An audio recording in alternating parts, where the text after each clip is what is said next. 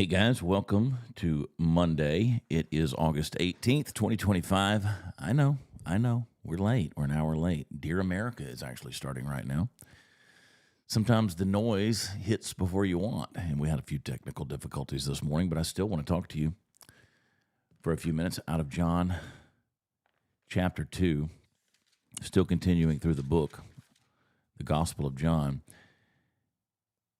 It says, on the third day, when there was a wedding in Cana of Galilee, the mother of Jesus was there, and both Jesus and his disciples were invited to the wedding. When the wine ran out, the mother of Jesus said to him, "They have no wine." And Jesus said to her, "Woman, what does that have to do with me? The hour was not yet." He said, "My hour has not yet come."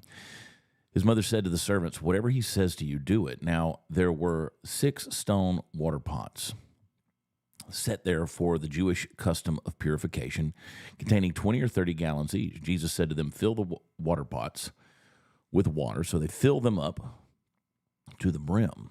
And he said to them, "Draw some out now and take to the head waiter." And they took it to him. And when the head waiter tasted the water, which had become wine, did not know where it had come from, but the servants who had drawn the water knew. The head waiter called the bridegroom and said to him, "Every man serves the good wine first, and then when the people are drunk," actually I love the old Greek version, says when they're well drunk, which tells you they're not drinking grape juice. When they've drunk freely, when he then he serves the poorer wine. But you have kept the good wine until now. The beginning of his signs Jesus did in Cana of Galilee and manifested his glory, and his disciples believed in him. After this, he went down to Capernaum, he and his mother and his brothers and his disciples, and they stayed there a few days. This is interesting. John chapter 2, verse 1 through 12 tells us about Jesus' very first recorded miracle, the wedding at Cana. Now, at first glance, it seems almost out of place. Of all the ways Jesus could have revealed his glory, healing a leper, raising the dead, calming a storm, his opening act was making sure that a wedding party doesn't run out of wine. Now, it's such a simple, almost ordinary situation, but it's in this ordinary setting that Jesus reveals something extraordinary about who he is and what he came to do. Now, the story begins with a problem. The wedding feast runs out of wine. Now, in Jewish culture, this wasn't just an inconvenience. This was a social disaster. Hospitality was sacred. To run out of wine meant shame and embarrassment and dishonor that could linger for years. People are going to talk about you. It ruins your reputation. And into that tension, Mary turns to Jesus and simply says, "They have no wine." Now, notice her words, not a lecture, not a demand, just a statement of need. And in that moment, Jesus steps into a human crisis with a divine sufficiency. And what does he do? He instructs the servants to fill 6 stone water jars, each capable of holding 20 to 30 gallons, with water. And then he turns the water into wine. But not just any wine. The master of the feast says it's the best wine he's ever tasted. In other words, Jesus didn't just solve the problem. He provided more abundantly, more richly, more excellently than anyone could ever expect. See, that's the heart of Jesus' ministry. Not bare minimum, not just enough. He does the fullness. He always does not just enough, but he does more than enough. Now, there's something powerful about those jars. They weren't just any containers.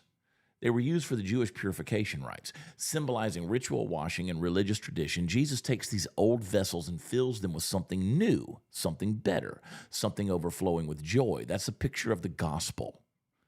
Jesus didn't come to patch up the old religion. He came to transform it.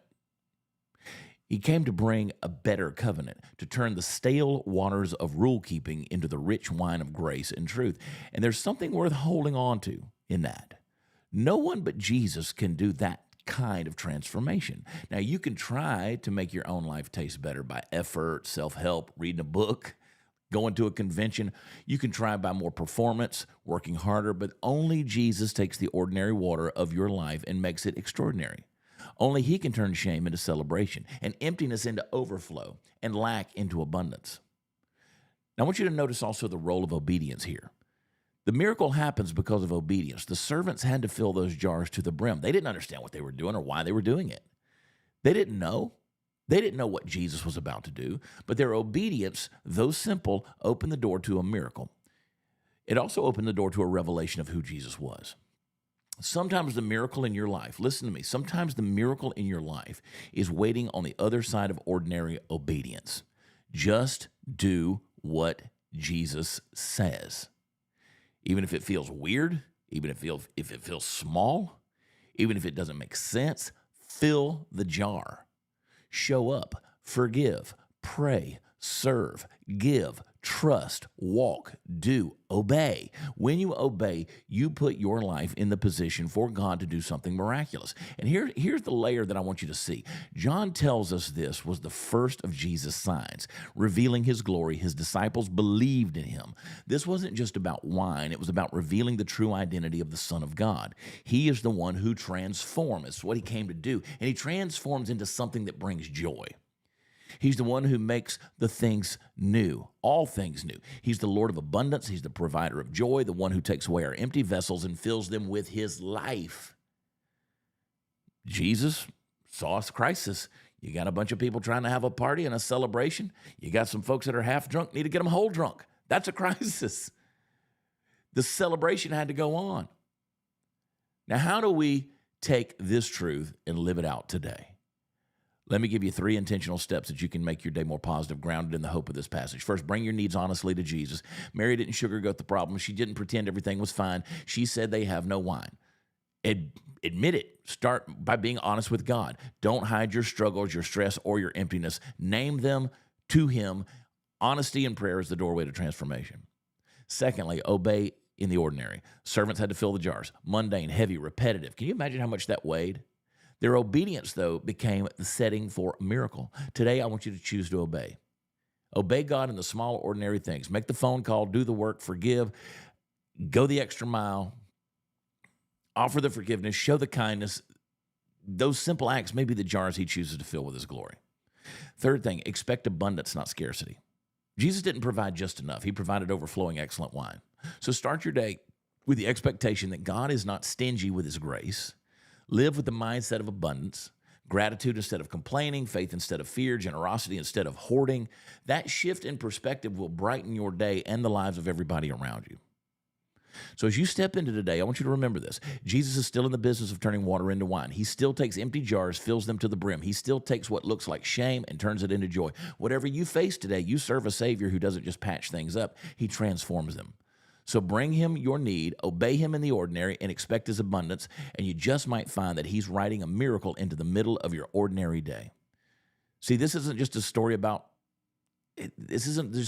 wine and a wedding. This is about Jesus, the one who steps into the middle of our lack and fills us with more than enough.